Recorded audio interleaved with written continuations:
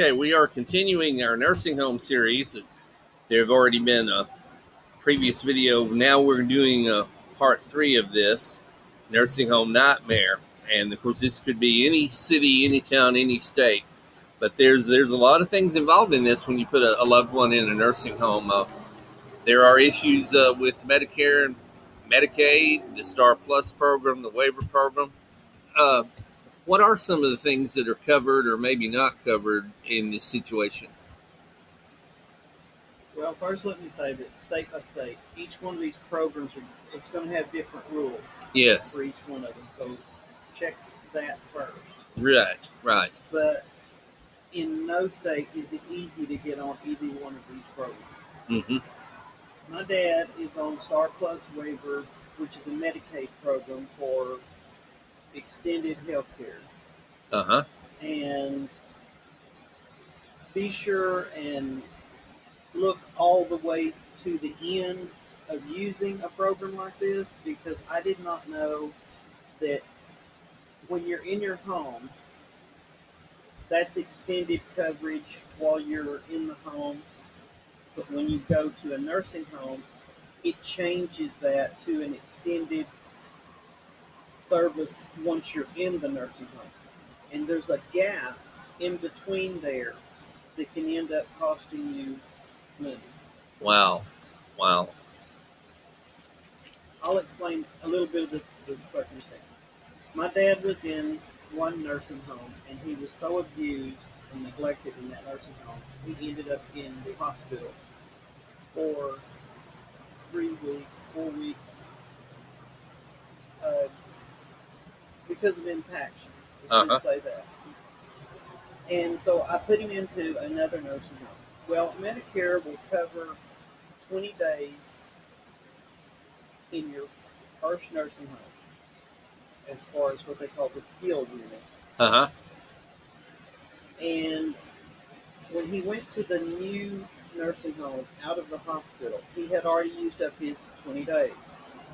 So at that point, I was going to have to pay out of pocket the 20% because Medicare had already covered the part for 100%. Uh-huh. So I was thinking that the Medicaid Star Plus waiver program was picking it up and covering the rest of it because it was Medicaid. You think when you say Medicaid that it's going to pick up everything else that Medicare does not. That's Mm-hmm. not necessarily true. Uh-huh. So come to find out, the place that I have him in now charges $200 and something a day, which Uh-huh. I'm sure state to state that's going to be different. It can be very expensive. Oh yeah. So even with what Star Plus waiver was covering and the 80% that Medicare was covering, for a half a month stay, I was still going to have to pay around $700 out of pocket that I did not see coming. So always, always in these programs, read all the way through them and see if there's any switchovers, see if Right. there's any expiration times, and so forth like that, because that's where you can really get in a lot of debt real fast and not even know that it's coming. Because I just called the business office and asked because something just gave me the gut feeling that all of this is not covered.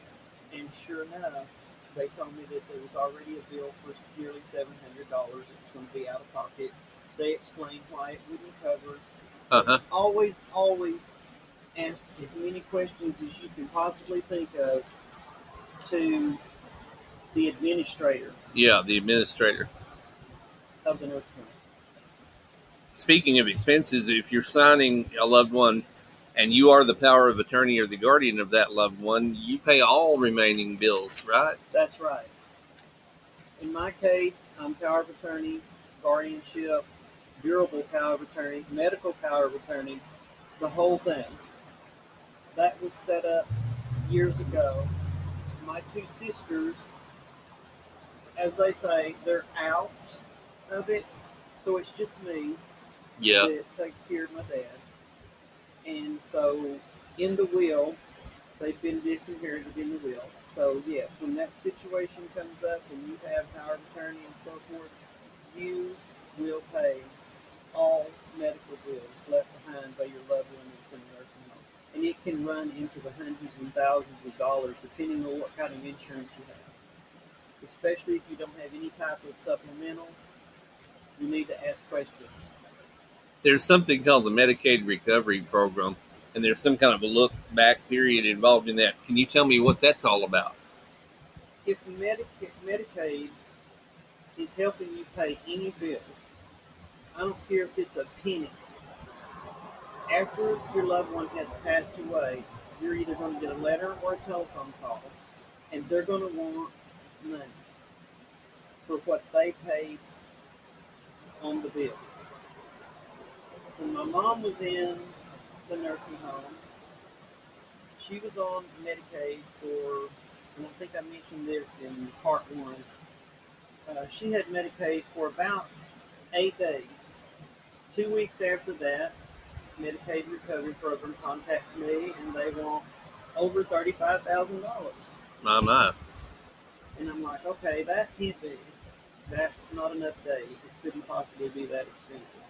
So in that particular case, they did look back and they found out there was some funny business, I guess you could say, going on with the way that the Medicaid program uh, was being filed on by the nursing home. It was not the Medicaid program that was doing it. It was the nursing home that was doing it and the way that they were doing it. Mm-hmm. Because my mom had a supplemental insurance along with her Medicare, which covered everything, 100% when she was in there. And right before she passed away, they called me and wanted me to hurry down and sign the Medicaid papers to get her on Medicaid. I didn't think anything about it because I was so upset about the situation, so I did it. And then when they called me and asked me for that money, it kind of blindsided me because I didn't think that that would happen. But it did, and luckily I did not have to pay it because of what the nursing home had done. If there's a house or land or property that's in your name, uh, why is it important that maybe 5 years before your loved one goes in a facility that you take care of that issue? Okay, especially if there is a large estate involved, Yes. not so much with my situation, which is just a house and 2 lots. Right. 5 years, maybe longer than that, before you think that your parents are going to end up needing a nursing home, hospital stay, or anything like that. You need to sit down with them and see if they will go ahead and either set up a transfer of death deed, a ladybird deed, which is very similar. You'll Uh-huh. have to do some research on your own on that one because from state to state, It'll things are differ gonna from state to differ state. greatly. Yeah. And also, they could go ahead and switch it into your name and let you start paying taxes on it and so forth. Because if you do not do that, and you don't have any of these things in place that I mentioned, the Medicaid Recovery Program can come in and they can take that property and sell it for what they help pay on the bills. Wow. So it's very important to get a ladybird deed or a transfer of death deed, and since it varies from state to state, anyone would be well advised to research it to know what's going on in their situation. Yes, it would. And it's the main thing about that is it's got to be what they call the look back period of 5 years is what Medicaid recovery is going to look back to see if the house was either put into someone else's name. In fact, it's on most of the applications when you put someone in a nursing home. Is there anything in place that's going to keep Medicaid? Well, I take that back. It's on the Medicaid application to receive Medicaid help. If there's any property or anything that's been transferred within the last 5 years, because they want to know that so they can get it later. Is what they're trying Oh, to sure, do. sure. Well, sadly enough, when a loved one is in the condition that they're having to be in a nursing home, not only do you have the financial worries, But as you spoke about in the first two episodes, you've got strange behavior sometimes going on there on the part of the people at the nursing home. They're supposed to be taking care of your loved ones. Just the name tag thing, for example. Sometimes they'll have their name tag turned over where you can't see who they are. Yes, I've actually seen that happen. It's like the oldest trick in the book. If they don't want to disclose who they are and they see that you're present a lot in the nursing home, they'll flip it over, especially if it's like a clip-on name tag with a lot of badges hanging down from a cord. Yeah. I've seen them turn it over before they go into a room, or they'll adjust it to where it's backwards and you really can't see what the identification is or what they are. I'm not going to say that happens everywhere. I'm just going to say I've personally experienced that has happened. Yep. And I will tell you this, if you want your loved one taken care of, be there as much as you possibly can, or have another member of the family to be there. Sure. Because the weekends are always bad. In other words, the level of care actually shifts during the weekend. Yes, absolutely. I've experienced this in 3 different facilities, that it's a lot more lax on the weekend, and I get that because of there's not as many people scheduled. But when your dad lays there in his urine or everything for an hour after you went down twice, Yeah. and you've requested someone to come and change the bed and change him, that's too long. And I guess there's a level of passing the buck on this type of thing when it comes to the cleaning up of patients. Yes, the aides, sometimes it's almost a game to see who's on shift and off shift if they find out that a patient needs to be cleaned up. I've experienced that firsthand as well.